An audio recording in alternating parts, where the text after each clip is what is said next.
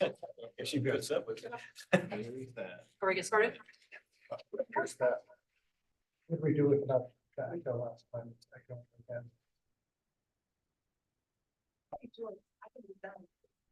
So maybe, oh, I think I got it.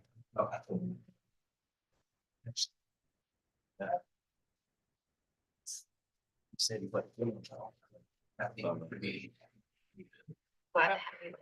It's a treat for you.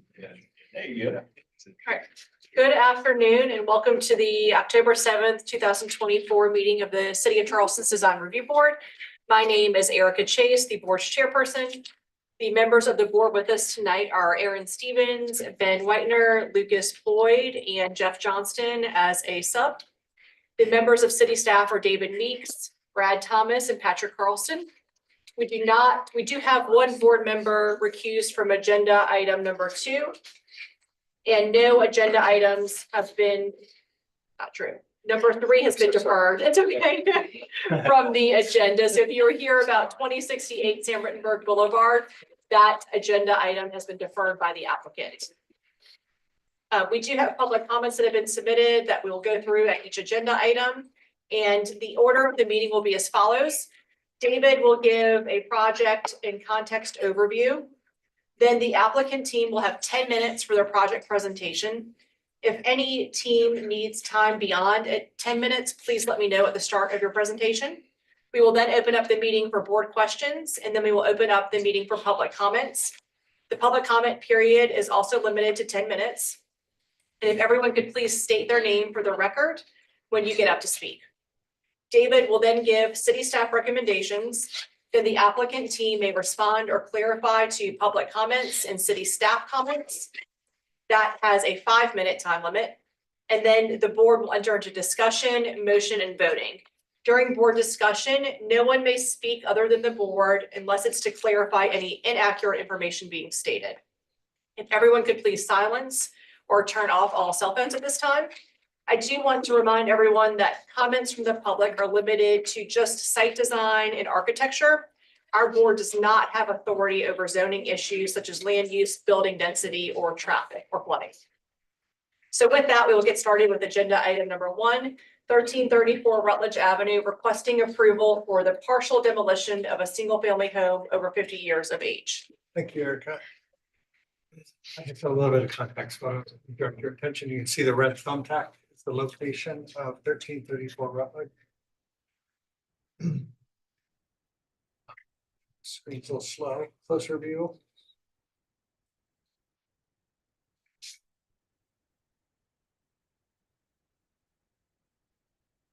So this is it's right at the corner of Rutledge and Cortland. And this addition on the side, I'm having trouble pointing today, was added at a later date, about 2000 or so. This is looking northish. And then this is the side porch that is in question.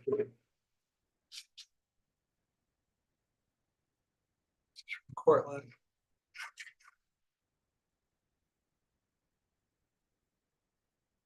Just one last view, 26. Well, with that, I will turn it over to the applicant.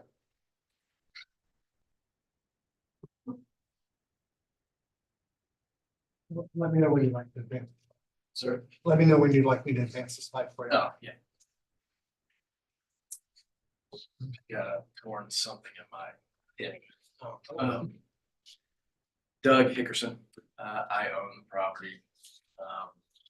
John Sullivan, the architect, couldn't make it tonight, so I take his part. So I'm asking to remove the addition. It's not part of the original structure.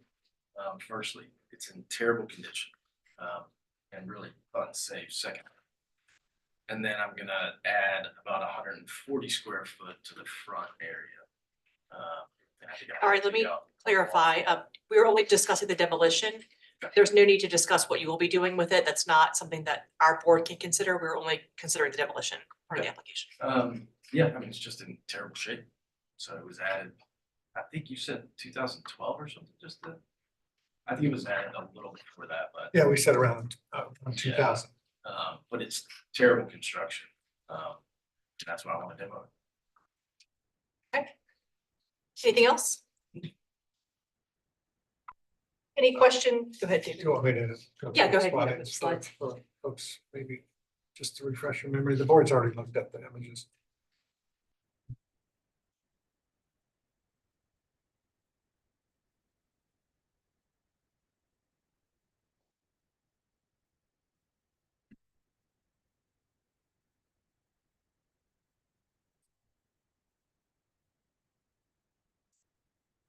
Any questions from the board? I just have a question. David, if it was built in 2000, why does it need to come to us for approval? It's good because the building is older than 50 years of age. I'm not sure about that. And there's no part of the 50-year-old building that's being demolished.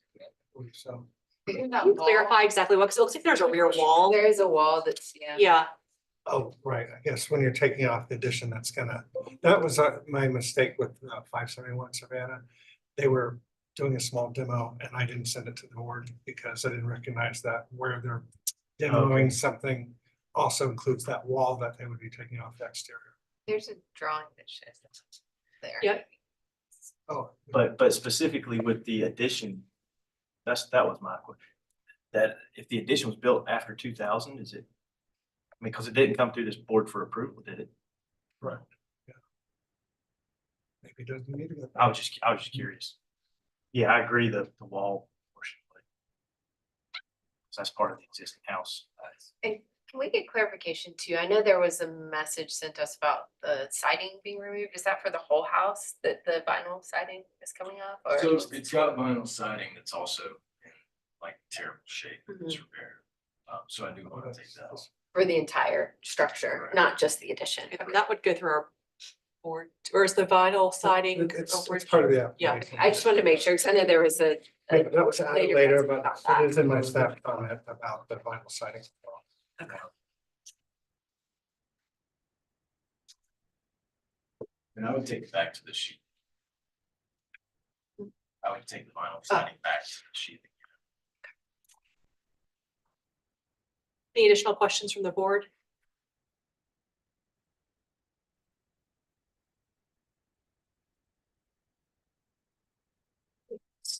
We will now move into public comment period. We did receive a couple of public comments submitted prior to the meeting, and I'll summarize those and then allow anyone here from the public to speak additionally. So as I mentioned in kind of our introduction, we cannot consider comments related to the zoning, so we really need to focus on the architectural merit or any significance that the building has to the neighborhood or surrounding context areas. But advise you to really frame your comments around that, please.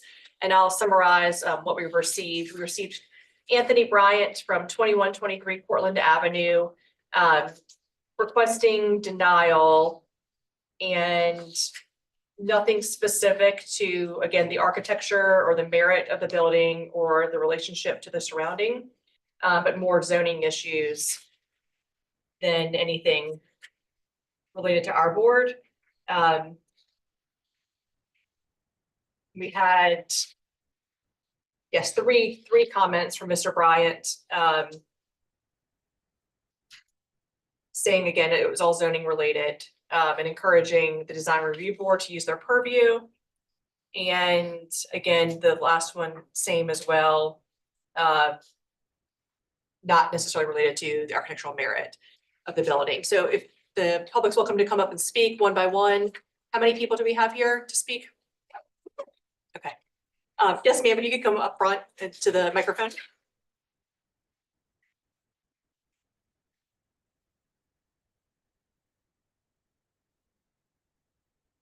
Good afternoon to all. My name is Teresa Winfall, and I live on Cortland Avenue, about 4 houses down from this proposed site. My understanding is that Mr. Dickerson and his team are seeking approval for partial demolition of the existing home at 1334 Rutledge Avenue, and is requesting that this existing home be renovated and turned into a commercial building. Ma'am, I'm so sorry to interrupt you. Right now, we are only reviewing the demolition request. We are not allowed to consider anything of what the building will be turned into. Okay, So if that's you could fine. frame your comments around the significance of the building and the architecture or the merit of the building itself. And okay, let me just go back to where I was. Okay, so I was basically stating where the building is, and he wanted to remove parts of the house. So the design that Mr. Dickerson has attempted to explain does not align with the needs nor preferences of most of the residents in our community. Ma'am, I'm not extremely technical savvy. I'm gonna get back to that. I'm not extremely technical savvy in the area of renovations of home. So please allow me to ask what you may think is a very basic question. What does partial renovation mean in this case? Is it removing the left side of the home, the right side, the back side of a room? Or does it mean nearly demolishing the entire home? You see, I asked this question because of so many unstated facts that has not been revealed by Mr. Dickerson in previous occasions involving this same location. This is our fourth trip here. Fourth trip in regards to the same location. I do understand that this hearing involves renovation of an existing property, but along those same lines, are we still considering the shop that he has proposed in the past? Ma'am, we can't consider it. I'm so sorry. Okay. Just the demolition. As many of our residents in this community have voiced, I think this may be a part of the renovation. As many of our residents in this community have voiced during the first three hearings, adding another coffee shop can negatively impact the character of our community. So renovating this building. I'm so sorry. We cannot discuss the renovation. That unfortunately has nothing to do with what we're tasked right now Okay. to consider. My understanding is that this design review board ensures that the design proposals align with the needs and preferences of our community. I say to each of you, please listen and hear the concerns that are being raised by our residents. Please understand that bringing in, by demolishing this building or taking parts of this building so that he could bring in whatever he feels like bringing in our neighborhood, it's going to impact on our property value. It impacts the privacy of our close-knit neighborhood and the impact and against the possible benefits of this proposed change. This project will negatively impact our community. Thank you. Thank you. Can I ask a question for clarity? I know we're not considering it tonight, but the renovation, will that come before our board for this project at all? Too small. And just to clarify too, this is the first time our board has seen this project. So I think any other meetings that you may have attended may have been related to something else with this project. This is the first time that our board this project is being brought before our board. And again, sir, if we can really keep it to the merit of the building, you know, what it means as it currently stands to your community versus. Anthony G. Bryan, Thank you, sir. 2123 Cortland Avenue, Charleston, South Carolina, 29403, a former Charleston County Board of Zoning Appeals member.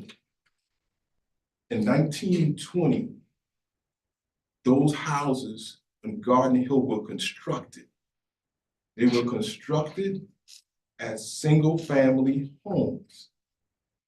Any attachment prior to your board, because my father did an addition in the 1970s. He got a permit, he pulled it, and that's what he did. The question becomes this, in terms of the demolition, you don't ask this question, you should ask this question, and all your applications you have, regardless of what, in the South Carolina Plan and Enabling Act, you have to consider public health, public safety, growth, and morality. It's in the comprehensive plan.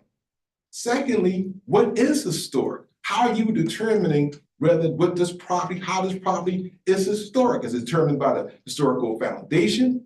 Is it determined by city ordinance? Is it determined by the South Carolina archives? How does this property be deemed historic? I don't know how, right? I don't even know how you're coming to your interpretation of having a specific board around a specific situation to negate the comprehensive plan of South Carolina, which is public health and public safety. And so we don't have anything from DHEC. We don't have anything from the South Carolina Department of Transportation. We have no studies to determine anything what the impact of this demolition will have from asbestos on for our community. So the demolition is a public health question. We have no notice of that. Demolition has an issue in terms of when they do the demolition, what's going to be any traffic mitigation? Will we be given notice to the community in terms of that?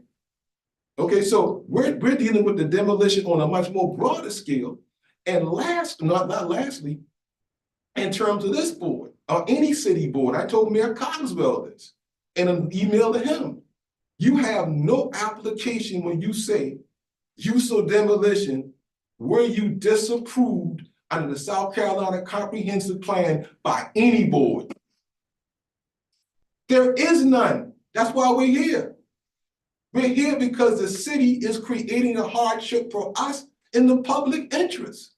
That's why you have to be specific in terms of just talk about demolition. It's smart. It's a smart end around a process.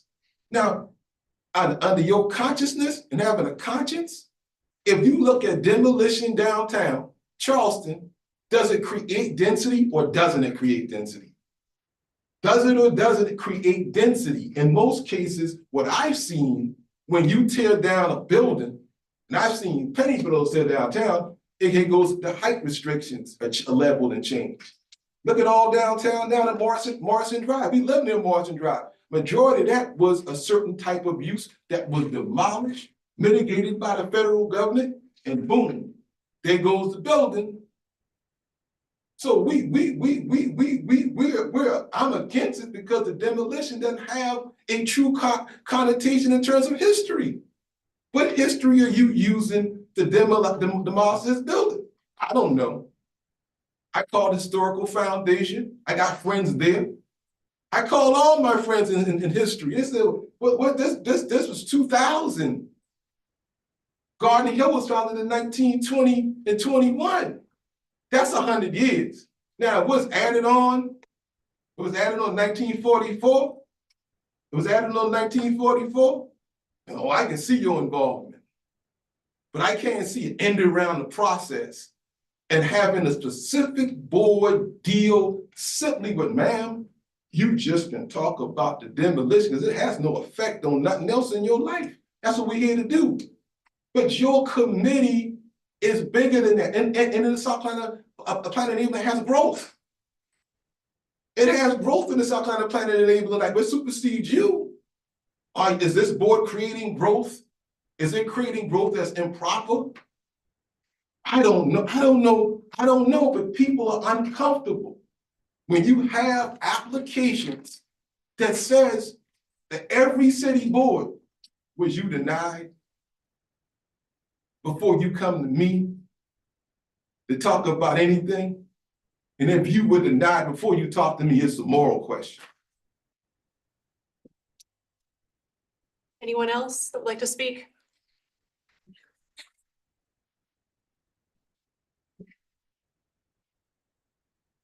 Thank you. With that, our public comment period is closed. David, staff recommendations, please. Thank you.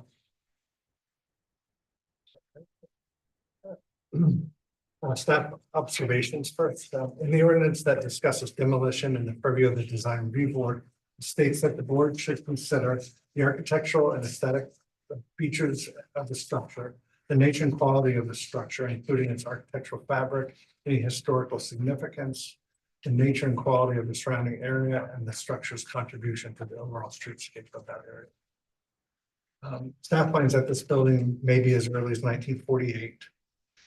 This side of Rutledge down to Mount Pleasant Street is zoned GB. The side porch being requested for removal was added around the year 2000. Charleston News and Courier referenced the property owners in 1956. Historic aerials shows the structure in 1957. That's as far back as our aerials go back. The structure does show up in the Sanborns in 1951. The surrounding area has remained residential for over the last 50+ years. No significant history of this building. The building is consistent with height, scale, mass of the surrounding buildings and is architecturally consistent with the surrounding neighborhood, although some of the other structures have brick and stone cladding. But staff does see no issues with the removal of this small side porch and the vinyl siding that is not over 50 years of age. And we do recommend approval for the partial demolition. Thanks, David. Does the applicant have anything they want to respond to the board questions or the board, sorry, public comments or city staff recommendations? You want me to go there? Sure, that'd be great. No, just the area of the house that we're demoing just has no architectural merit. That's the whole problem. It's gonna fall off if I don't take it off. Can you speak louder? Yes, ma'am. If you want to, the microphone should be on. That's all I wanted to say. Okay. He was just speaking that the portion that he wants to demolish doesn't have any architectural merit, in his opinion. And it was 1948. Not in the 20s. Thank you. Thank you. So with that, we are now in board discussion, and then we'll move into a motion and a vote. I do want to start off just to respond a little bit to the public comments, especially Mr. Bryant's. I want you to understand that we are made up of a board of volunteers. We are doing this because we care about the city. And if you have a problem or if you see an issue with the way the ordinance is written, please talk to your council member about what our ability to do and not do is as a board. This is what is tasked before us, again, as a volunteer board. We are putting our time and effort because we love our city just as much as you do. So with that, we're going to move on with our meeting, but I do want to make it a point to know that we are all here because we care. And if you know anything about our board, we take it very seriously, what we do. And I hope you can understand our position also.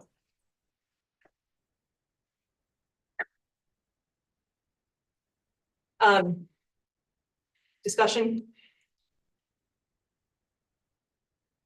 Yeah, when I look at this structure, and I also live in the neighborhood here, I live probably within 2 blocks of this house. So I understand the context, and I understand the architectural context of this community. And when I look at the request before us is really the demolition of a piece of this building. And if I look at that piece of this building, it clearly is out of character with the building. And that's our charge. What's the architectural merit of the component that's being requested to be demolished? And if I look at that objectively and singly, this addition to this building is not in keeping with the building that it's on. And in that just pure objective fact, it can be demolished simply because it doesn't mirror the architecture of the building. If it were more in keeping with the building, for instance, the same roof slope, or maybe the same materials, maybe the same windows, same fenestration, same proportion, same scale, I could say, well, there's a little bit more merit to the overall 1920s, whatever, or 1940s building, 1940s. So to me, when I look at this application, and I look at this particular piece of this 1948 building, that addition is not meritorious. to the structure, and that one is hard. I know that's hard. I know it's hard for you guys to understand. It'd be hard for me to understand because I think, and what Erica was talking about is, it's hard to separate this request from maybe what you've seen, the change in use of the building. Unfortunately, that change of use of the building is something that the city, through another process, the zoning process, has said is okay. That's not our board's task, unfortunately. Again, I live a few blocks away. Any change in zoning affects me as much as it affects you. But in terms of this application and in terms of this piece of this application, in my opinion, I think the board has to support it, or that's my own opinion, because it's an objective task. We're looking at architectural merit of this particular building. It's a tough one. But I think One question I had in this for the particular board. case, The demo, so we are saying the addition only and the siding. What about the rear? there's a few other things too. There's the windows and the siding and some other components, and the siding, certainly vinyl siding was not prevalent in 1948. So whatever siding would have to go back would have to be sympathetic to the architectural merit of the time. The windows also are either, they look like they're metal, that the drawings say vinyl. Either way, the windows are not historic or contributing to any architectural merit, in my opinion. Should There be is a removed as portion well. of the front wall that's being. That's what it was hard for me to see in the plans of what, I just think we need to be clear about that. what too. agreed. Yeah. If you look at the architectural Yes. drawing, That's, it shows Front elevation. the Yeah, front elevation, there. about half of that front wall is proposed for demolition. Hmm. Flip to the elevation, David, if you can. Yeah, that top upper left. top left. top left, that whole truncated triangle piece is being demolished.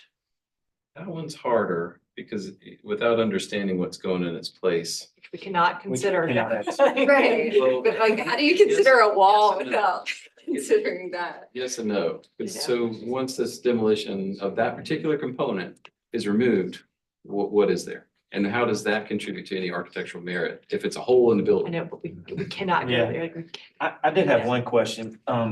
It wasn't really clear to me.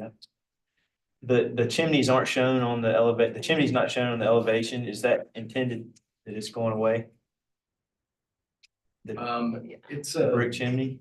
And I assume Yeah, that's it's not a original. Fireplace, it's a chute. So it's what like a wood stove would have been tapped into years ago.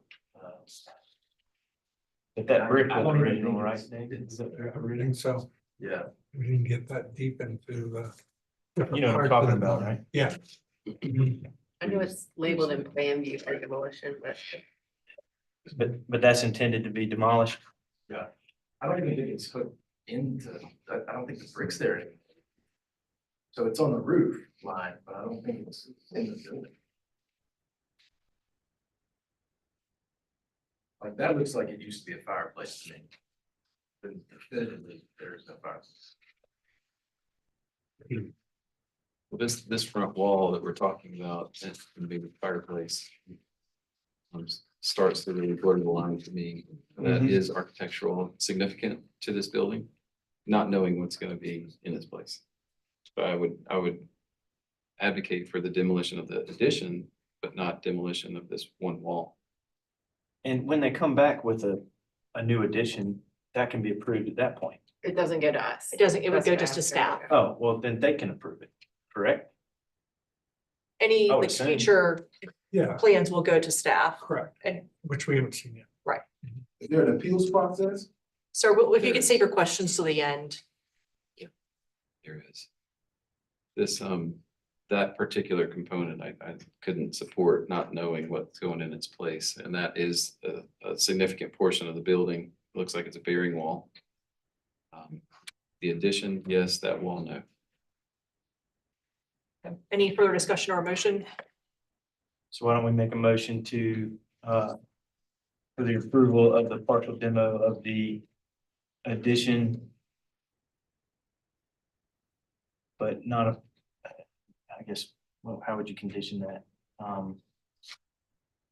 Not to approve the removal of the wall facing the street. I would say a partial demo of the addition, the siding and the windows with denial of the of Denial of the demolition wall. of any original walls. And chimney, I would say, brick chimney. I want to ask a clarifying question. When we get a first, second, then, okay. I'm So- not sure if it matters to the discussion. I'm sorry, if we're saying something inaccurate, then yes, but if not, Yeah, it is. I mean, somewhat, because even though we have that demo of that wall, we're not changing the footprint. It's just because it's falling over. So the original footprint won't change. that will have to be taken up with staff because we didn't receive any. didn't- Just give me a second. Yeah. So we have a motion for approval of the partial demolition, which only includes the addition, the vinyl siding in the windows, and denial of demolition of any original walls or in the chimney. Is there a second? Second that. Second. Any further discussion? Yes, I need clarification before I can vote on that. So if we deny demolition of that wall tonight, as per the current motion, does that mean that that would prevent them from adding on to that part in the future? Because obviously they can't build outside the exterior wall. I think part of the. Like, if we deny it, is that saying that that can't even be considered by staff? Like, does that, I think that would require a time or frame. is there a way to like defer that decision to It's hard to staff? say without, seeing the renovation I mean, we plans. deny projects frequently that then come back and receive approval from us. But I can't say that definitively. I mean, I'm not an attorney. I think you deny it and then they could approve it. That's what I'm saying. If we deny it, would staff still have the capacity to approve No, it as part of an, yeah, y'all can't No. overrule it. Any That's, demo would have to come back to the board. but we still would never be able to consider the future use of it with that demo. Correct.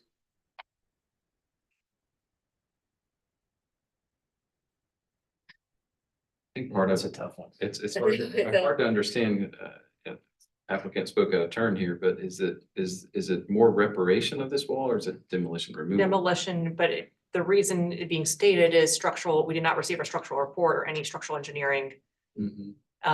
analyses of the building.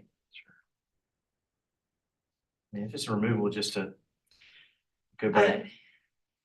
I think They're that's just not building, that's repair. Yeah. That's a different question, yeah. I think we can defer that front elevation and approve the other. I would rather not, Can't. I would rather not deny. I can't support denying that without, I see what you mean, you know, knowing what's coming. Which we can't see. consider. but there's no way to defer that decision to staff. Of I don't the think west so, wall. no. It has to come before the board. But we'll never be able to get more information than this to make that decision. is To my defer the whole thing. That, I don't think that doesn't solve my issue. The Yeah. issue I have is like. We're never gonna have more information about that because we're not allowed to consider what's happening on the outside of that wall. Correct. But So if we. I mean, I'm personally okay with supporting the removal of the addition, fine. I'm not comfortable denying the removal of the wall because I don't know, this is putting us in a really uncomfortable. What is your if we concern, say- Aaron, if we deny the wall? What is your concern? It would, I guess, in And my I- mind, we're denying the wall because we deem the original structure to have some significance to alter that structure.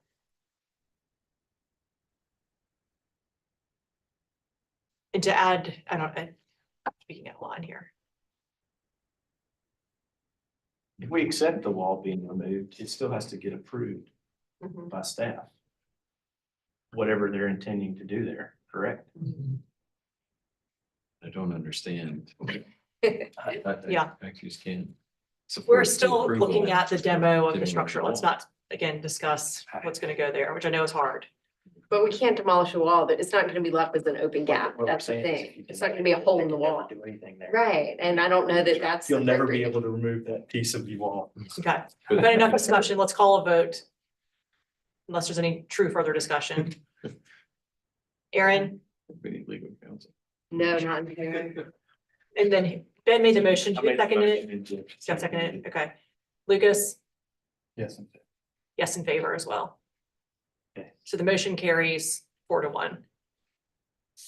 And to answer your question about the appeal process, if you contact Mr. Meeks, he'll be able to route you to the appropriate person, but there is an appeal process. There's an appeal process? Yes, sir. Why can't the appeal process be stated now for the public to hear it?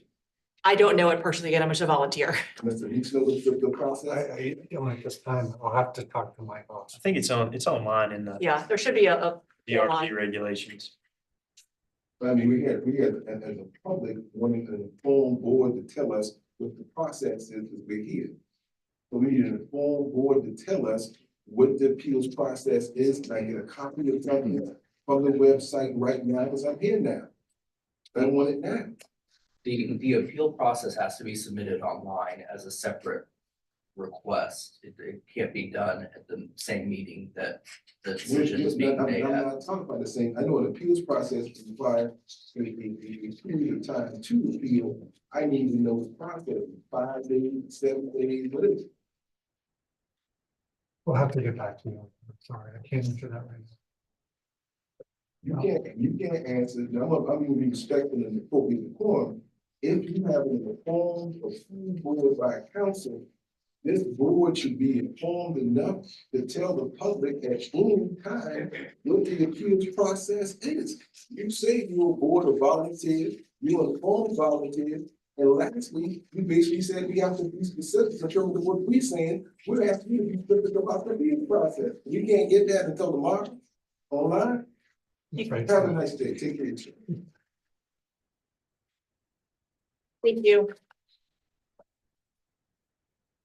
Next on the agenda is item number 2, 2327 Odessa Street, requesting approval for the full demolition of a single-family home over 50 years of age. Let's have a few context slides first, if I direct your attention to the screen, you can see the red thumbtack where this is located. A little closer view, this is an industrial area. At the corner of Somerville and Odessa. It's adjacent to an adaptive reuse project. There's multiple businesses in here. Here's a closer view. It's kind of a standalone home.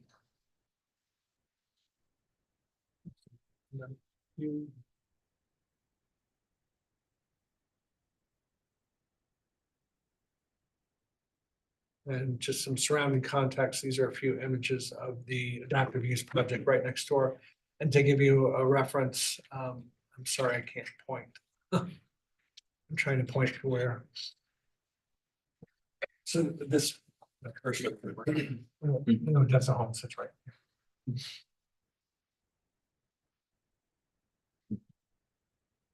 Just one more image of the adaptive reuse.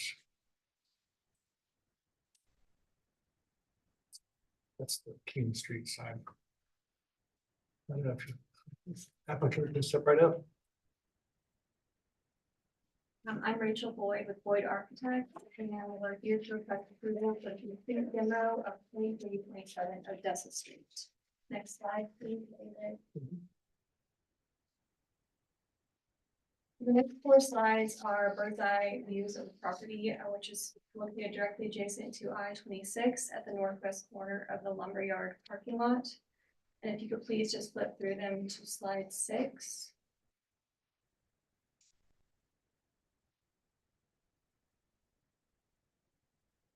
Okay, so this is an aerial view. The lumberyard is a collection of industrial buildings that were renovated into offices and other commercial uses about 5 years ago.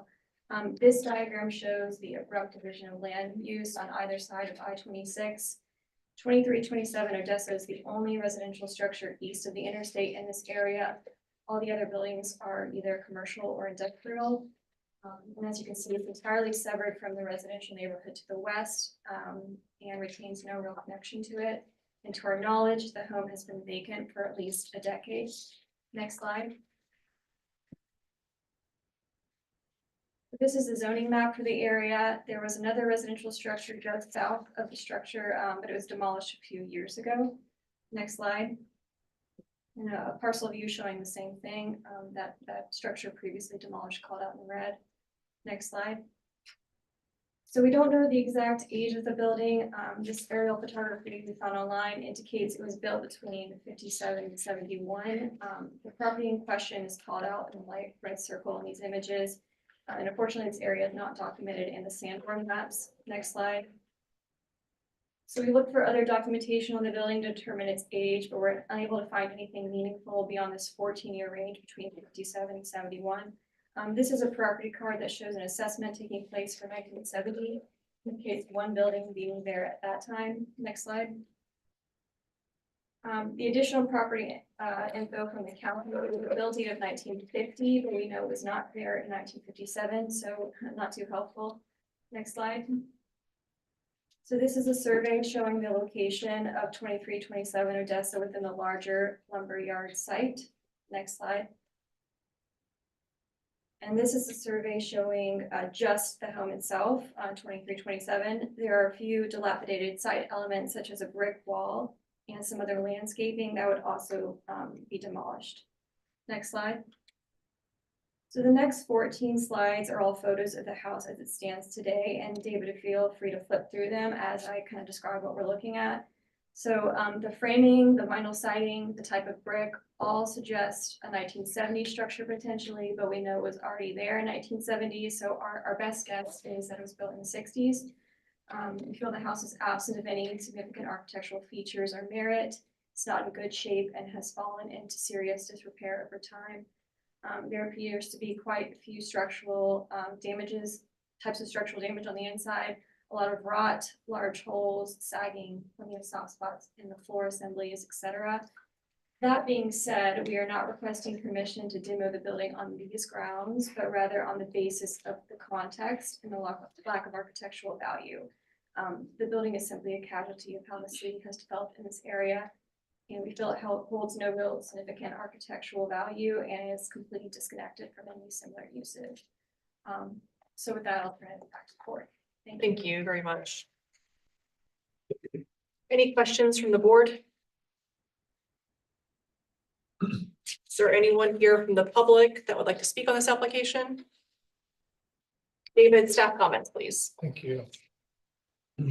Repeating the first paragraph as the last agenda item, in the ordinance that discusses demolition and approving the design review board states that the board should consider the architectural and aesthetic features of the structure, the nature and quality of the structure, including its architectural fabric features, any historical significance, the nature and quality of the surrounding area, and the structure's contribution to the overall space.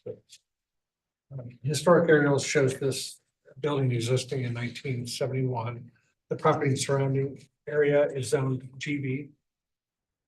It's not surveyed on the Sanborn maps, not listed in any newspapers. The single family home to the south was demolished in 2019. The nearest single family home is located on Disher Street, which looks to be boarded up. I-26 completed in 1969, no longer made Odessa Street through street. The adjacent lumberyard adaptive reuse project was a DRB staff review a few years ago and contains several businesses and a brewery. This area is not in a residential area, is no longer a residential area. Given the isolated location of the building and the surrounding industrial context, staff recommends approval of demolition. Thanks, David. Does the applicant have anything they'd like to respond to? We are now in board discussion and a motion. I think it's appropriate to the demolition of this structure on the site for the entire reason what you went over with staff observations from our purview. So is that a motion? I can make a motion for Well, any further discussion, I guess. demolition. We have a motion for approval of demolition. Is there a second? Any further discussion? Call roll, Jeff? I in favor. And I am also yes in favor. Thank you. Thank you. We have a little time on that one. Good. Next on the agenda is agenda item number 4, 3655 West Ashley Circle, request conceptual approval of a multi-family development of 288 units. Thank you. We've seen this project before, but I just have a couple of next slides here. Maybe request a few extra minutes. Yeah. It's just not any new information, just an exhibit of existing conditions. Sorry. But they're a little old school. Boards. Boards that actually shows in sections. If I could have you take a look at the screen, show the location of the project. The entrance, well, I don't know what's going on with my cursor. The entrance coming into the site's gonna be right about here, where the power lines are dissecting the street. And then view into the site off to your right. Again, off to the right, and that's gonna be the entrance into the project. Turn over here. Stuff like that. Right, I am Andrew Todder, landscape architect with Kimberly Horn, representing this project here. I just wanted to take a few minutes before we dive into the architecture and some of the responses, just to quickly go over the exhibit that's in front of you guys. So essentially, this is our existing conditions, kind of highlighting some of the site constraints. So you can see in the crosshatch, that is our flood zone throughout the area. The large yellow hatch is the utility easement, which is overhead power lines as well as buried gas main. You can see in the black crosshatch that's down towards the bottom, that is a CWS water main that is being a 24-inch water main being put through the site. Just been approved at TRC, so construction to start imminently. We also have to the far right, Church Creek, right? That is the last portion of the northern part of Church Creek, and then it goes under the railroad, highlined in red at the bottom. I think that cover, oh, and then you can see in green is our the wetlands that are on site. So I say all this to just provide a little bit of context about you know, one of the board comments we heard about kind of embracing the site. So you can see that, you know, not only does this pose challenges for development, but also kind of challenges to you know, enhance the our project by, you know, embracing the site. But I think that we did provide some interesting ways in which that we could, given the limited opportunities I feel that we have on this site. So one of them is some of the wetlands preservation that we have through the site. David, can you flip to? Oh, sorry, whatever has that. Keep going till we get to a site plan. Oh. There you go. This is good. Okay. So you can see one of the wetlands fingers that exists on the site here, we are preserving that, and the attempt there is to enhance that after the fact. So right now these are pretty degraded wetlands. Most of these are from previous phosphate mining. So they're just really kind of linear ditches with spoil piles on the outside. However, this was the most functioning and kind of best wetland on site. So we decided to preserve that, allowing it to come into the site. And siting buildings around it so you can view over it, as well as being able to interact with it. This looks like, oh, this is not the right, this is our tree variance exhibit. Sorry, I was wondering why it looked different. Yeah, this is better. Here we go.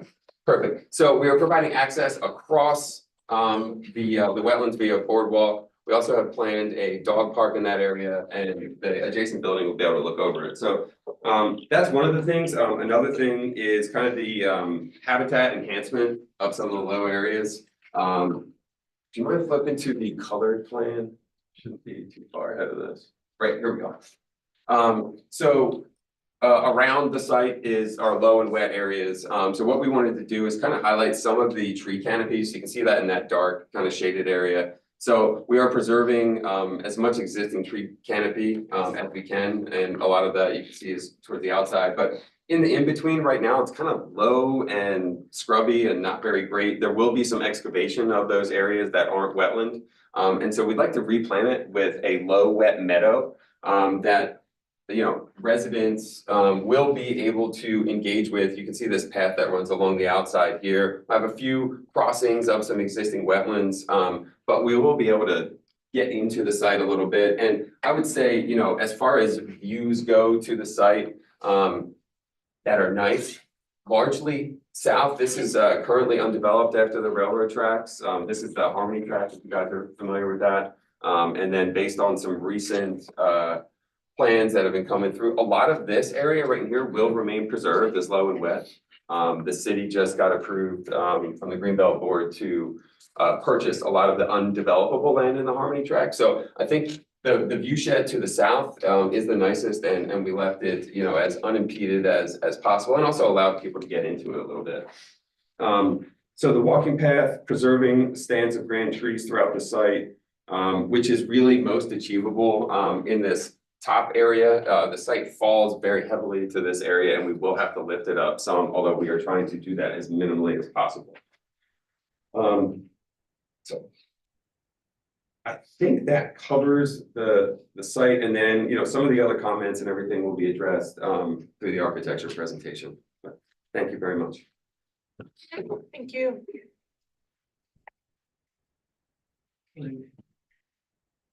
Design Review Board staff, David. Hey there. Hey.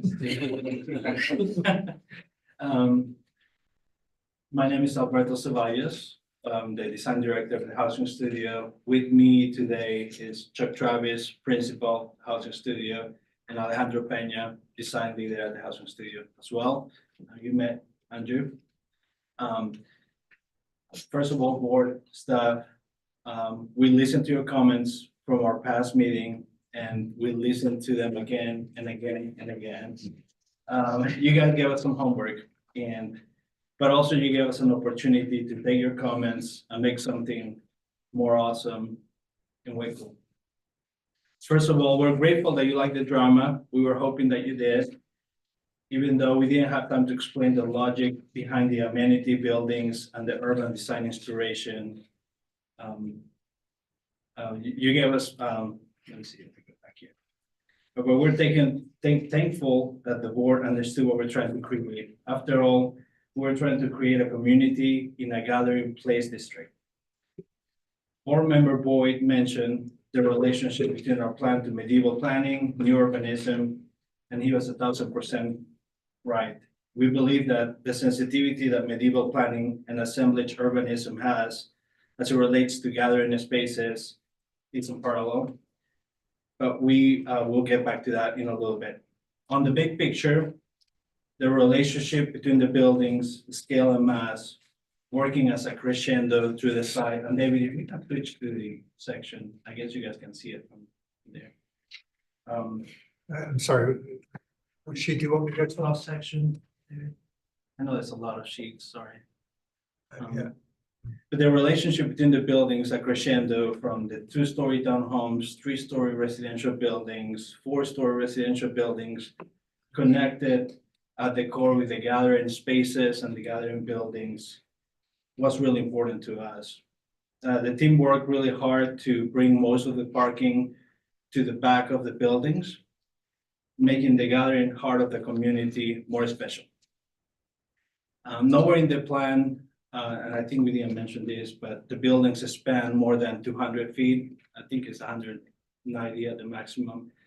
This to create a walkable block, not unlike any block in Charleston. Streets, linear courtyards, truly separate buildings from each other. We really like the way the board member Boyd again referred to the residential buildings and amenity buildings respectively. Residential buildings being the fabric buildings, creating a harmony and rhythm through the community, and figural buildings creating the melody and the drama. First, we wanted to talk about the figural buildings in response to comments number 1 and number 4. I'm a believer that the stereotypical residential community amenity building looking like a big old house is dated and it isn't cool. the programming of amenity buildings has become extremely complex and sophisticated. But stylistically, the typology has not. Amenity buildings are goats, yoga studios, co-working spaces, dog spas, meditation rooms, exercise rooms, coffee shops, virtual reality rooms, wine lounges, and way more. To that extent, the team wanted to deconstruct the amenities to follow the functional typologies and create gathering spaces between the buildings that were as important as the buildings themselves. The leasing building, it is a civic building, which main goal is to serve the community, and like such is located at the center of the residential experience. Lots of drama to tie to the stylistic typology. Also, it is the building that does not follow the grid, which part of the medieval planning aspect. The next to the leasing, you have, and you can see it, hopefully, I know David keeps switching, but hopefully you can see it on the section next to the leasing. It's the civic lawn. And this multi-purpose lawn is there to bring a community together for movie night. Has been issued for your location. Sorry. CSD. Good. So, you know, movie nights and community events, right next to the civic building, we have civic lawn. Next to the civic lawn, we have the co-working building, which is located next to the lawn. A swing door on tracks is a feature of this building that when swung around, it creates a perfect movie screen backdrop. This further activates the space between the buildings. The commercial nature of this program ties naturally to the civic lawn. Next to the co-working building, we have a cozy courtyard for working and recharging. Mental health is a big part of design nowadays. We also have areas for people to work outside, as well as creating a space for people to exercise, recharge, drink a smoothie, get some sun, and all that good stuff. Tied to the cozy courtyard is the health and exercise building. Here you can relax, exercise, meditate, and recharge. The last building at the end, which is a little different, is the entertainment building, which has a pool lounge, gym room, and more. And this is connected to a resort-style pool courtyard. We wanted to create auxiliary buildings at the end of the pool and terminus of the retail street to become markers to create a monumental ending and for more visual interest. In response to comment number 4, we agree with the board. We eliminated the orphan townhome buildings. In its place, we embraced the wetlands and created a nature-centric amenity. We also wanted to use nature to inspire patterns and motifs throughout the figure of buildings, the amenity buildings, as a nod to nature and our context. To close out, we wanted to talk about the fabric buildings in response to the board's additional comments. We listened closely to what you said. We agree. The fabric buildings melody was not in the right key. We redesigned the buildings first to eliminate the monolithic building look. We eliminated the pitch roofs that were weighting the buildings down.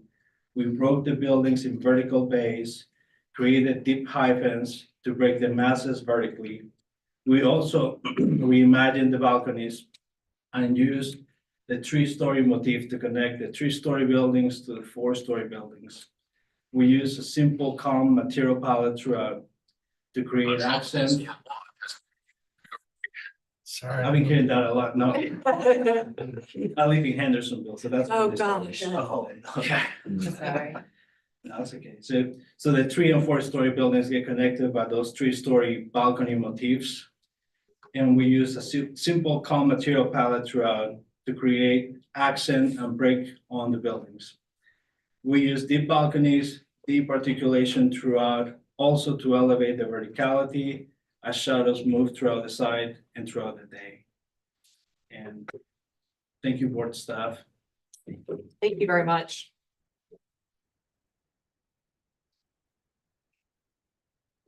All right, is there anyone here from the public So would like to speak?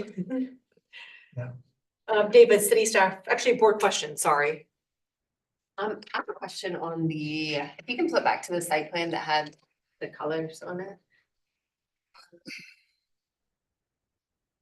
So I know that, I appreciate that you're showing us where you're preserving the existing, canopies. And then in the other areas, the areas that are shown that like teal blue for wetlands and then that light green, where you're showing, I believe it's all just called out as a meadow mix there. And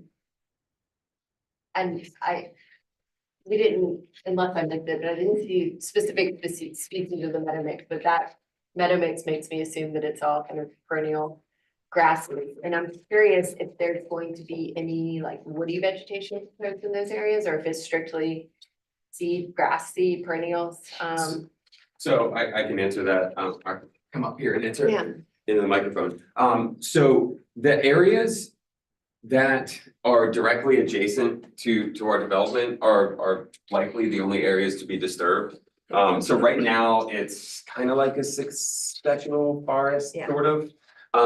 So as you kind of fade, like existing right now, you know, as you head towards the edges where you see like the large canopy, these low areas don't, you know, because of, you know, what it is right now, don't really support large woody stuff. So the idea is if we can create a low wet meadow around the adjacent, the areas right after that, which are kind of building up to these lower canopies, will remain intact and will kind of create that nice, you know, that flow from lower vegetation up to the canopies on the edge of the site. So y'all aren't having to do any grading beyond.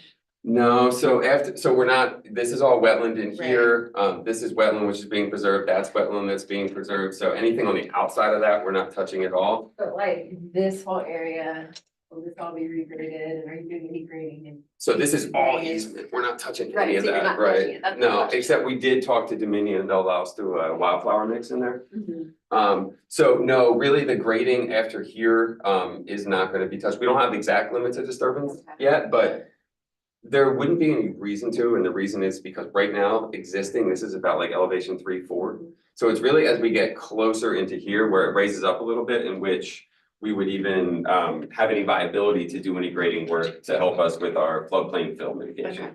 So the idea is kind of create that low area, have it naturally go up, you know, with some shrubby stuff up to the full canopy as you, you know, make your way towards the edges of the site. And then once again, you know, with the Dominion easement, we have very limited ability to do anything, but they did say that we could do a wildflower mix in there.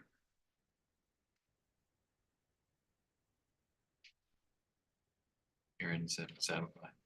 Yeah, well, I'll convert my remaining questions into comments later, but that answers my question. Kind of a related question as the site gets internal.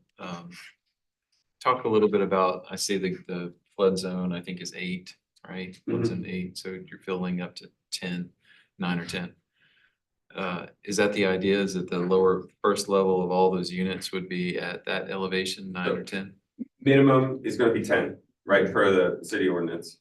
And so we, between 10, 10 and a half, kind of depending on where it is, because it's actually goes up, like when you see that first building off the circle, that's probably sitting at elevation 12-ish. But yeah, generally, the finished floors will be right around 10. Once again, we're trying to keep things as low as possible, because of, you know, where we are, but we also have to balance that with making sure that, you know, nothing floods. Right, so the driveways and the parking and the sidewalk that's adjacent, maybe on the outer ring, are they also envisioned to be at 10 or maybe a little lower? Lower. So- We're trying to get down to 8 towards the edges of the parking lot. So there'll be some stoops and stuff like that around the perimeter of the buildings? So rough grading right now, yes, it looks like where you can see, kind of the face of the building coming to the back. We hope to get about a foot and a half of grade change, and as you make your way to the edge of the parking lot, a little bit more, you know, keeping in mind ADA. And just general being able to drain it. Yeah, maybe some monumental stairs running the linear courtyards between the buildings, and really going to park. Okay, thanks. I have another question too that came up last time, I remember, we discussed how the parking lot is significantly elevated around the surrounding context. And are y'all proposing, is it, I know I asked this last time and I don't know if it's changed or if we have a clear answer, but like retaining walls along the backside of the parking, or is it now sloped? Like where you're showing the meadow mix and all, will there be a retaining wall between the parking and that level that's being planted? So I have two answers for you. And that's because it all depends on stormwater. So right now, our task with the stormwater department is to create two models. Okay. One model is showing a traditional, kind of if we were to have ponds or underground retention, right, based on, our proposed versus existing conditions. The second model is going to run it, and I explained this last time, it's a little bit confusing, but it's going to be run by creating floodplain storage, right? Because of where we are right here in the basin, the city has encouraged us to think outside of the box, and we are also on board about, hey, rather than holding back water on this site, does it make more sense to just provide more space for the entire area to have volume? So based on the outcome of that study, if it makes sense, and we can do the more alternative method, we will be coming down immediately at the edges of the parking lot. As I said, it slopes. So if that were to be the case, you're looking at maybe a wall that starts at about a foot somewhere in here, ranging to no higher than 3 feet in the back. Just because the existing elevation around here is about 4. We're hoping to have our parking lot in between 7 and 8, so somewhere in there. And less on this side, as this side stays a bit higher, but maybe you're looking at 1 foot to 2 at max on the top side. And that's just, once again, dependent if we can get the more alternative, kind of, I would say, more appropriate for the area, but have to make sure the numbers crunch. So Okay. one of those two, and then so if not, it would just be graded out. The answer to that has a lot of implications for the design, I think. So I don't know if, will we have that answer when they come back for preliminary? Do we know Sure. when? Yeah, we're y'all working on it, will- yeah, so there, yeah, we're working together with that. Because obviously that affects greatly the material, but also like the landscape treatment. If it's at the base of a 3-foot wall versus a slope, you would treat those very Absolutely. differently. And Which is why you don't have an exact species mix You're right, for the, yeah. for the seed mixes we're hoping to do, or Uh-huh. actually, we were considering maybe containerized material for the low wet meadow. The wildflower within the easements will have to be seeded. Mhm. But yeah, I mean, I think it's just it's a matter of, because we don't want to do stuff that no one's ever gonna see, which I think is what you're getting to. And so if we need things to start at a taller elevation, then we will use the plant palette for the wet meadow to make sure that it's, visible and not being lost.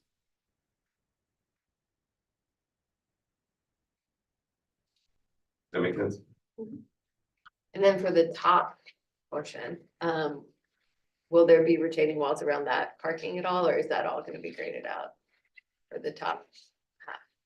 So once again, could go either way. It's a Okay, little, that's still it's a questionable. little bit, yeah, it's the same thing left to right, where it drops down lower, but it's not drastically different in terms of elevation. So I'm a little confused about the top part. I see it in the site plan, but I don't see any buildings for it. And so what's That's not part Not of it. part of Phase it. 2. Okay, That's that's right. phase 2. So the site plan, We wanted to show it for context. right, okay, but that's not part of this approval process, phase 2 and above. Correct. Even the street layout.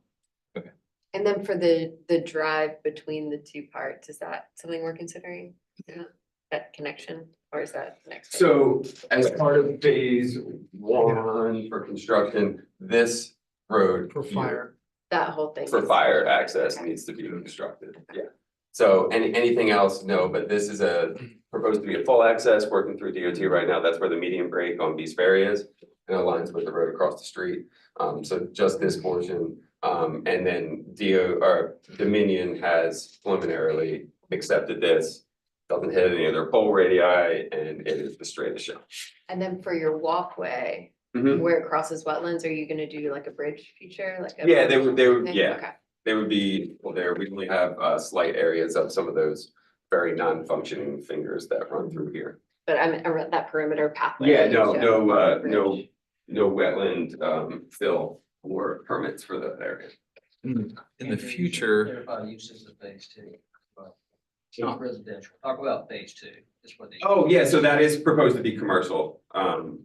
yeah, that's Phase okay. I two. don't Okay, know yeah. about that, but, don't buddy it. Thank you, Jeff. I appreciate that.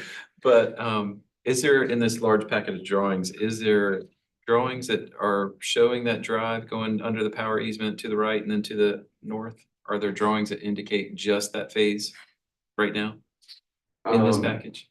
No, okay. I don't In the, think so. in the future, let's do that Okay, and remove all the other stuff. Mhm. Any additional questions? I had a couple questions. Ben? It doesn't appear, but maybe you guys can tell me that, were there any changes to the actual height, not the height, the massing from the four-story building at the back of the site? The footprint stayed the same, basically. We just reduced, or we took off the hip roof. Is that correct? Hey, how you doing? Actually, yes, we reconfigure all the buildings, so we had like a clear rhythm and we created these big porches in the middle, some elevations. Cover, share the elevator. Yeah. I did see the porches. But they're, He's asking the general building. but the general building height and the floor to floor, everything else stayed the same, right? Yes, In the- besides in the height wise, besides the pitch roof, yes. Yes. David, can you share the elevations of this four-story dwelling? More clarity. And could you tell me the space between both of the four-story buildings? There's like a little drop, not a walk between the two buildings. Have any idea how wide it is? It says it's an 8-foot sidewalk. But you're talking now. It looks very narrow, yeah. I'm not sure which page. I don't, just keep. It's on the renderings or in any of the site plans it shows. Looks like it's at No, least he's having 20. to go to the elevator. No, That's it. You don't think? That's it. Okay. that's an 8-foot sidewalk. 10 feet, 12 feet, maybe? No, maybe closer to 20. 16. 20? You think so? I believe we were maintaining 20 feet. Is that 20 feet? If that's 8, that's the building right there, isn't it? Well, that's the porch. Okay. Base of the building about 20 feet. Yes, and the other buildings Least, yeah. have a little bit different. So you can see how what we decided was to articulate the buildings, push the balconies out, create these really deep porches on the corners that transition in a scale to 3 stories. While before we had the balconies facing towards us, and they were more of a, 4-story type mass. Now they're really like a 3-story mass. And by moving those balconies from the center of the building to the outside, we created much more separation between the building front and the building front of the other side. So you get a little slightly pinch point as you come in, but then it opens up into a courtyard, and then you go back out into the crosswalk. All right. The next question, the circle motif, where'd that come from? Oh, Was it there in the last? that's a good question. I'm just wondering, where did it come from? All of a sudden, we see circles everywhere. It all started with, David and staff's comment about the pitch roof of the leasing. And he just, went into, we couldn't just change the pitch roof of the leasing. It just didn't feel right with the massing. And we wanted to, once we fixed that, we wanted to create, a different rhythm on the windows.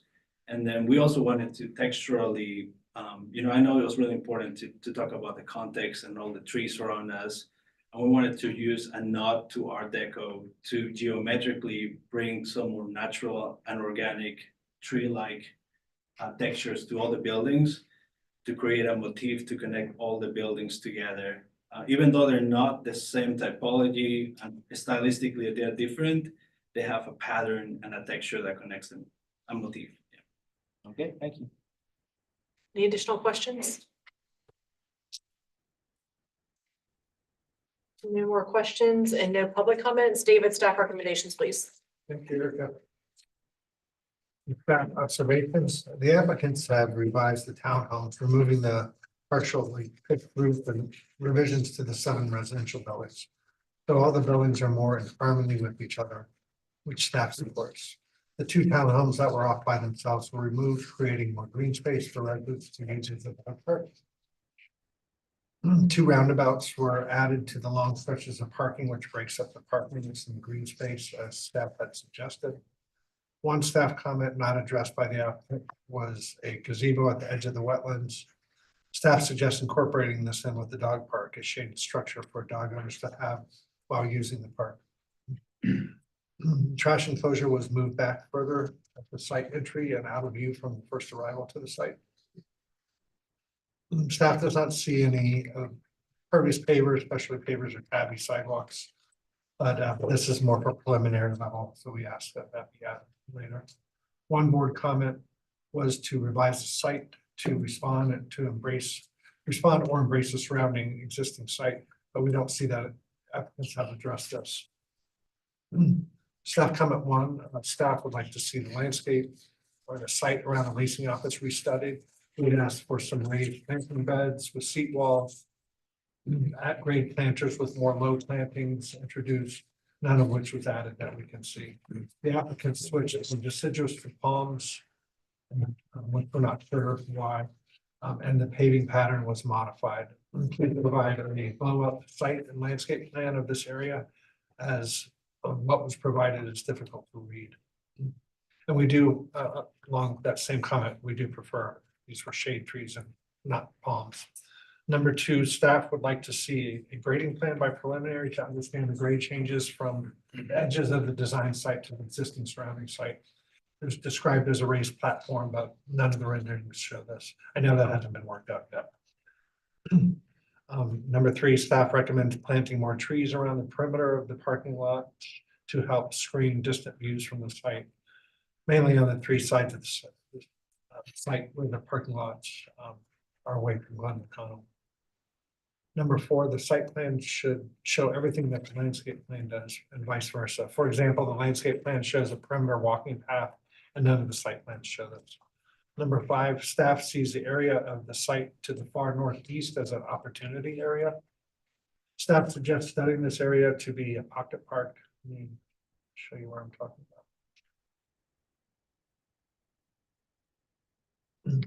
So this area I have circled here. Possibly a gazebo on axis with the sidewalk that leads to the pool. Possibly it's at the same grade as the parking lot, and then it would step down to this area and maybe create a little additional park in this area with some benches or something. Just an idea. Number six, please add areas of pervious pavers, decorative pavers, and some tabby sidewalks by preliminary.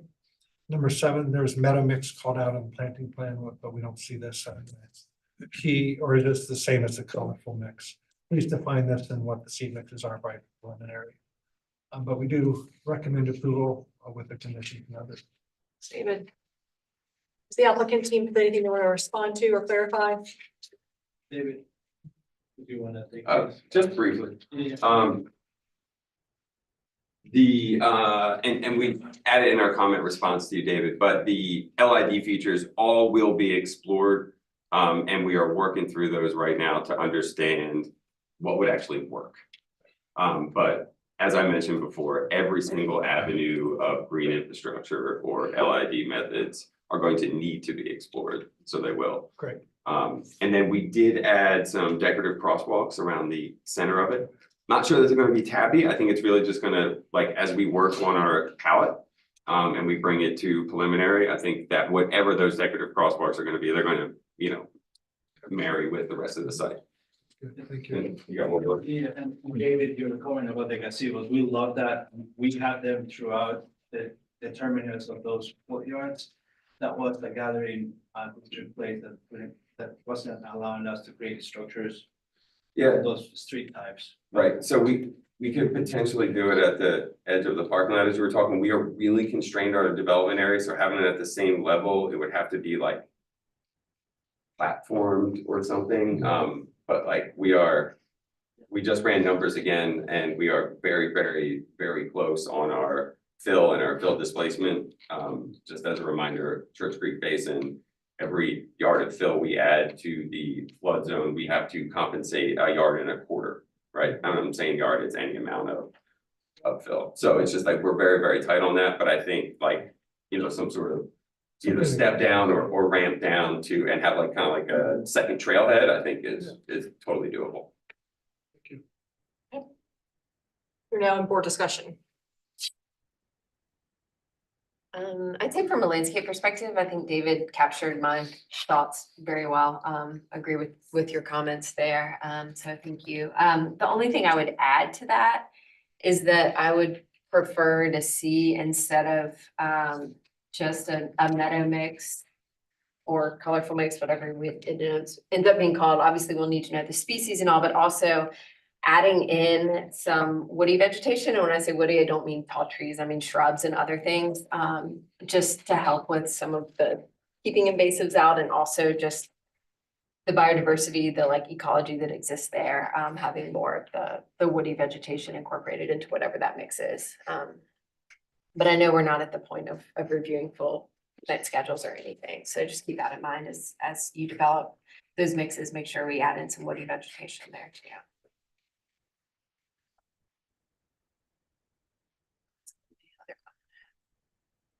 Architecturally, there's some pretty serious improvements. It didn't feel like that long ago that the first, so you guys have been busy. It's been like a month, right? And still a lot of nice things going on, the terminus, the multiple. Terminuses, termini? I'm Canadian. Still a lot of nice things going on. Obviously stylistic improvements, the contemporary styling is huge improvement. The townhouses have made a lot of progress. This is a little thing, but I don't understand the introduction of the cornice on some of them, those feature townhouses. And I know it's kind of a drop in the bucket in terms of the whole development, but it will end up being the face of the development, really. So, but they're handsome townhouses. So they might, I guess that's reasoning to give them even more, what do you call it? A little more rigor in our review. But the feature buildings are, again, they've progressed really nicely. I like them in the last time, and they've improved. The leasing office, well, I won't go there, but it's very nice. I like the circle motif, the Art Deco nod. That means all the kind of the figural aspects of this project, I think, remained strong. The fabric side of things, again, huge improvement with the contemporary styling. Got a couple small suggestions, but we can get to that later. But I think the massing, as Ben was getting at, I think last meeting we were curious about a massing exploration that involved, I guess, more serious, like more heavy-handed moves. Changing height of the building within the building's footprint, for example. I'm not saying that's the ticket or anything, but right now, and I know we're looking at aerial renderings, which certainly doesn't help the case because you don't really read them like that in real life. But you are seeing kind of a sea of pancake buildings almost. They're all the same height. And I know once you're on the ground, you have some varying parapet heights, which again helps a lot. The depth of the balconies help a lot. I think there's some strong niches at the egress stairs and all that. That all helps a ton. But I do wonder if there's a slightly more heavy-handed approach to the massing, or the breaking up the massing and beyond just kind of parapet height and everything. Now, I understand that you mentioned they're not long buildings to begin with. I get that, and I also get that that has serious planning considerations for unit planning and everything. But I just think it's a little past the threshold. With, in kind of a single height being digestible. And I know we're stepping, but those 3-story swaps where it's two buildings side by side. Especially in aerial view, seems a little beyond the threshold. But I'm also very curious to hear what Jeff in particular has to say, because he wasn't here the first time around, so he's seeing it with fresh eyes. But again, unbelievable progress.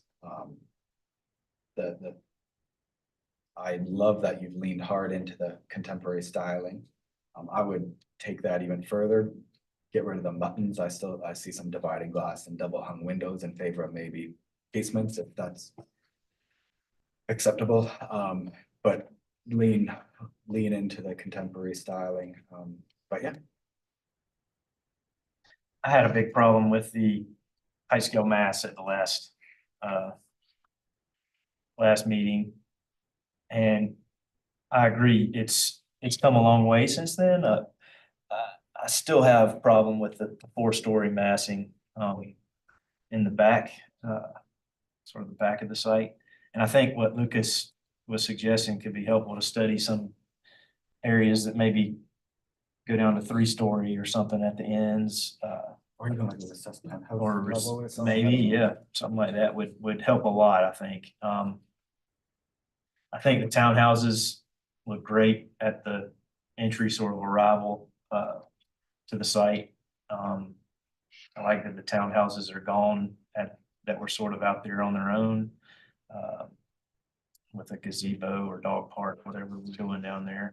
I'm not a big fan of the amenity chapel, as I would call it. Well, John. But I see what you're doing. I mean, I get that it's a different building and you're wanting it to stand out and that kind of thing. But really, I think that whole courtyard, I'm okay with the architecture in that central space. It's just the large units, the 4-story specifically. And I'd be okay with an approval if we had something that was, Well, my kind of objection was to the 3-story. the 3-story. I'm The okay with 4-story the is at the 3. back of the. I'm okay with the 3-story. I feel like those 4 stories are just massive. I feel that the 3-story's been broken up a lot with the porches. And there's a significant amount of space between the 4 and the 3. I see what you're saying, the long bar of the 3. That might be. And maybe if there's just a little bit more space between the 2 3-story and the 2 4-story between that walkway, and we had some more space there, because it just seems really snug. And I know you said 20 feet, but yeah, to the outside face of the porch and outside face of the porch, if that's an 8-foot sidewalk, there's no way that's 20 feet. Yeah. A building. You can pass some coffee from. one Yeah, you porch could to throw balls next door. And it's the same kind of thing at the 3-story too. The 3-story is a little bit further apart, but So your main issue is Anyway. the 4-story. main issue is the 4-story, but what do you think, Jeff? Of the 4-story? We talked a lot about it the first meeting, kind of new urbanist principles and then tapping into that. There's a Yeah, lot of nice.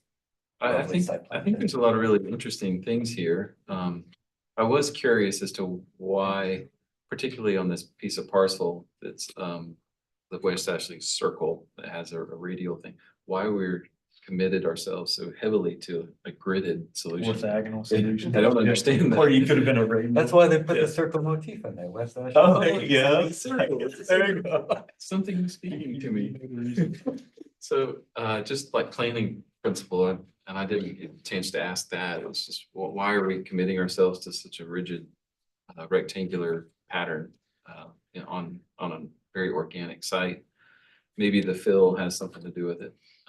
But I think that was a request of the comment was why can't we more embrace the organic nature of the property.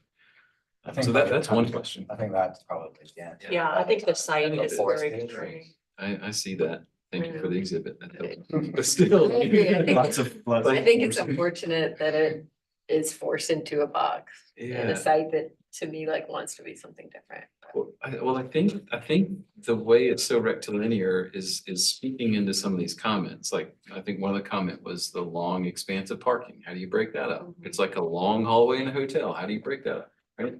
Well, because you designed yourself in such an orthogonal thing, you have these situations like that along whatever.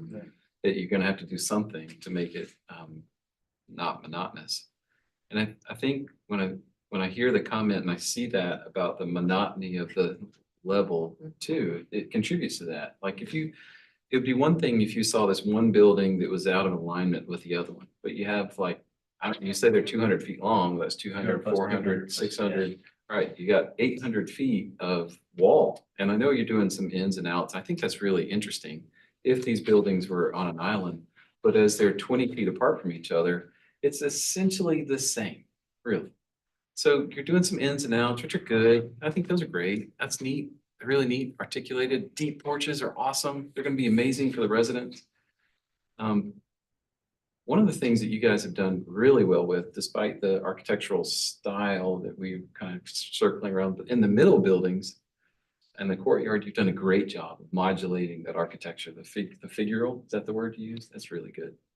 I'm gonna use that. Figuring it out. Yeah, that's right. Really good at articulating variety, right? And height and then in plan as well. I think the fabric, to use your term, also does a good job in the plan, but it needs to respond the same way in vertical and height as the middle buildings do. I think to make everything more cohesive.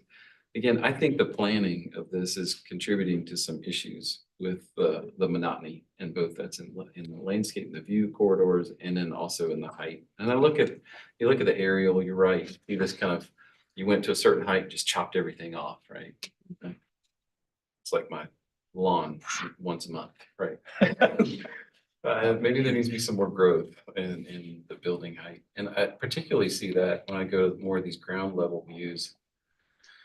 Like the townhomes up front also, those have tremendous variety. You're right, they're the front door to the property. They could be just as interesting as those middle buildings, right? And they are, again, in plan, there's a lot of variety, but could there be more of a variety in height? I think definitely improvement from previous application to this one. I like that, but the townhouses, could there be more? Yeah, same thing. There's a lot of movement and plan, but it's all just cut right at the top. Could that cornermost element have some more variety in height? And I don't know if we can we go up higher on the townhouses? I think the I don't know if we townhouses could. are I think, good. I mean, they're in a It's gathering, okay. this one's gathering Okay. place. yeah, This one's gathering place. I mean, the Okay. gathering place encourages like, I'd rather put the effort on the Yeah. big buildings than these front townhomes, but I'm just kind of making the point about just everything's The just. effort should be everywhere. Oh, yeah, it should be, I think it's the just so townhomes are big. so modest, they can deal with the haircut. Yeah, And to your earlier point, I think the formal modularity of the figure buildings is exactly where it should be, in the feature buildings in the courtyard. And the interest and kind of the antidote for this, what we've now coined as monotony of the 3-story buildings in particular, could be handled via plan, the subversion of these straight lines, this grid, and but I actually think in that same train of thought, the modulating the height of those buildings might take away from the figural nature of the middle buildings. That's the whole point of the figure versus fabric. So I think that's a really, like that, when you enter the site and you're faced with that kinked building, the porches of the kinked building, and it creates that strong terminus, that's like that's by far the most interesting part of the fabric buildings. And I suppose that is one architectural device that could be used elsewhere, but I don't know if it's appropriate. I think the other challenge with this site that we talked about at the first meeting, but not this meeting, is the gathering place zoning. In one project in gathering place, and it is tough. It doesn't allow you a lot of flexibility with like undulating Oh, yeah. streets, buildings. I mean, it's pretty rigorous. I mean, Andrew, you can probably speak. Mine was a long time ago. Just to respond just a little bit, Jeff, it's just, the gathering place zoning requires all buildings have to be on a street type within gathering place, and those streets, need to be fronted at least 90% with a building. So between that and that exhibit in front of you is really why Rigidity. yes, why it's tight and compact, because spreading out isn't really an You don't option. meet zoning by that, by spreading it out. I mean, gathering, everyone can argue how much we hate gathering place. It's inappropriate in all of these places. It's truly an urban zoning, but it is. It's what we got. Right, it is a nod to a form-based urban zoning code, so it's very rigid. And what you're seeing is a reaction to not only that, but once again, the constraints of, the further we push out into the site, the less feasible honestly it becomes, and legitimately, the building area cannot be expanded, otherwise this project doesn't work. Yeah, I think I get all that. I understand that. Now that that's the foundation, how do you respond to it, right? Now that that's a given, how do you respond to it? And I think to me, some of the things I'm hearing again, first time, is there seems to be some monotony vertically and maybe even through a view corridor. So how do you address that? That's really the question. And thinking, I'm just kind of batting ideas around, is one way to do that in modulating more the height of the fabric. You say no. I don't know. You don't know. I think they should study that. I think it should be a study the massing, continue to study the massing, because I don't feel comfortable with the way the massing is. I didn't feel comfortable from the beginning, and I don't think just taking the hip roof off has solved that. I don't think we want to downplay the revisions that have been made to the. Oh, it's been great. Taking a That's chipped roof off, it makes a giant difference, along with all of the. I think the balconies, like the balcony. end of some of the buildings, I feel like those balconies were really successful in helping breaking up The the map. townhouse at the front is awesome. That's a great improvement. I think it's all working, there's so is. much It's nice getting about it. improved. It's just a small portion of the fabric buildings, but that small portion happens to be a giant part of the reading of. It's the biggest part of the project. Yeah. Right. It would be interesting to see maybe a street level view, standing in the driveways and looking down that, how many, 600 foot long, and just have a better From understanding. there, looking all the way down. Yeah, like. Yes, exactly. Yeah. Right. gonna And be really flat. getting an understanding of what that feels like. Play the animation. Oh, yes. You want me to play that? Is that what you said? Video.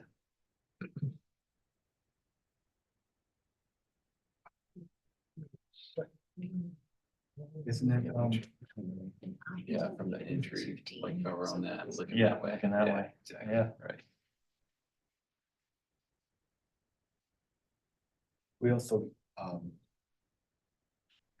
while it's being pulled up, the length is not necessarily a problem.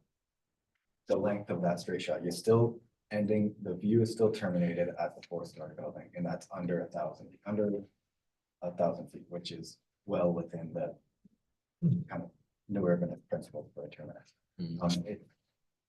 Not worried about It's that. something. So, Okay, we'll play it now. A tropical storm block has been. I thought it was getting narrated. Making it more realistic. All trees are falling down.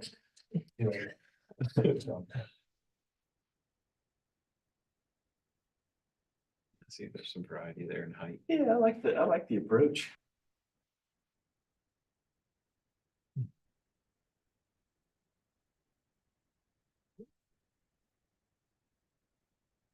Jeff, you'll appreciate my comment. So the question at the last meeting was about the architectural detail at the top of that building with the wires. Yeah.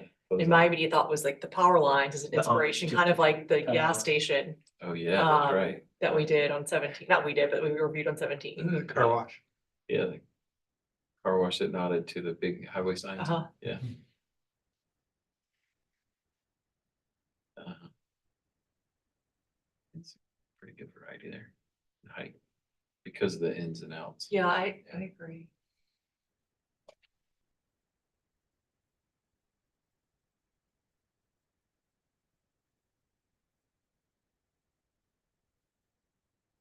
I think in a lot of regards or respects, the aerials are, it's not a very. No, flat you need a view. pedestrian. I don't know.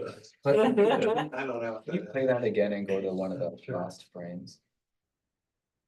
And this is a. What's going on here? David. I don't know where that came from. Can you go to the end, David? It's the backside of the 4-story building. There was a. I was kinda hoping for some karaoke.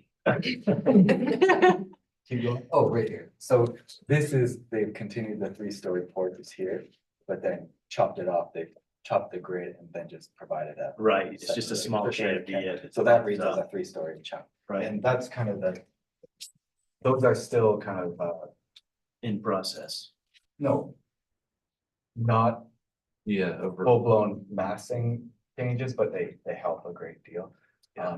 You know. A way to. It garage also there. occurs between the buildings, 3-story about. Right here, yeah. But you can see that this is a dark alley. Yeah, I would think about like these buildings right here. Those balconies are very close to one another and same thing here. I wonder They're if that's. opposing balconies, yeah. But again, you have to meet that 90% frontage along the road. But that doesn't mean you have to have a There's balcony just- on a balcony. Yeah. Yeah, I'm just saying you can offset Yeah. them, and create more variety there. Yes. Ready for a motion?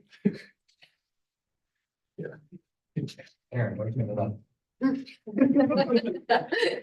think we should leave it to some of the architects, I should give this to Jeff since he's a visitor. old time sake. I'm not sure I captured the conversation accurately. I think you got the gist. Huh? I think you got the gist.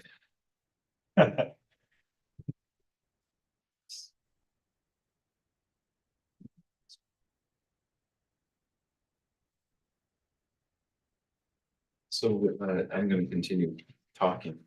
With So motion. we, an option for conceptual approval, with the condition that you're restudying. The height, scale and massing of the fabric buildings, that's That's what I would like to see, yeah. but the whole point of approval is height, scale and massing, we're saying. I But mean, there's you so just much of the continue to project that's study it. working well. Yeah, you continue to study that. I think the improvements were vast, from. I like the way they broke it up with the porches helps a lot. So what can you do? What can you do to help in addition to that? And I don't think we tell them what to do. We say, continue to study the relationships between the buildings. In the interest of being very specific, we're talking about those 6 Right. fabric buildings. 7, but yeah. Well, the kinked one is. Yeah, that but I works. mean, they all work together. Or sorry, I mean. Yeah. Because the kinked one is, I like the kinked one, and it's correct. Right, but I mean, I like the way that they all architecturally speak to each other. They're all of the same family. Motion it up. Yeah. Sounds like Motion you- for conceptual approval with staff comments. I was gonna say all of them unless you guys had No, I think they were. Good. had board comment in addition to number 7, is that right, Aaron? To Yeah. Add woody vegetation, Mhm, to incorporate woody vegetation. mhm. And I guess study the, since we've already used the word fabric, study the fabric, massing of the fabric buildings.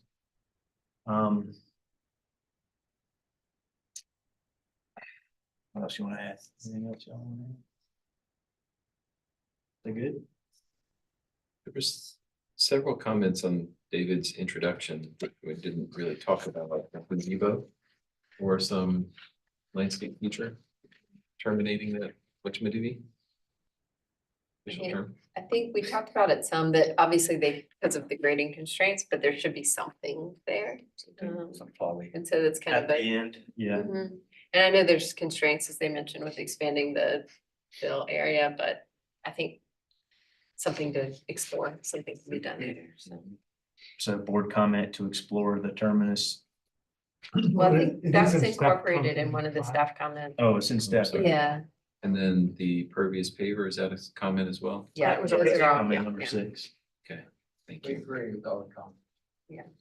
Those were all in the. Right, so we have- And David covered most of A this. motion for conceptual approval with staff comments 1 through 7, board comments number 1. In addition to the mixes mentioned in staff comment 7, add in woody vegetation. And number 2, to study the massing of the 6 fabric buildings further. Is there a second? A second. Any further discussion? Call roll. Jeff, Yes, favor. Lucas, Yes. I'm also yes in favor. Thank you very much. I think next on the agenda is approval of minutes from the September 16th, 2024 meeting. Is there a motion to approve? I Motion second. Okay, motion second. Eric. Get it out of your mouth. Jeff, Yes, in favor. yes in favor. Wasn't here. Maybe I should be. Thank you. So Ashley's the one that makes sure we do procedural things. No, she's like, Oh, well, Erica's. oh, you're all. Yeah. Yeah. I mean, Oh, yeah. Sorry about that, yeah. I don't know, stop. No, oh, me. I didn't want to let it go on. Anyway. Yeah.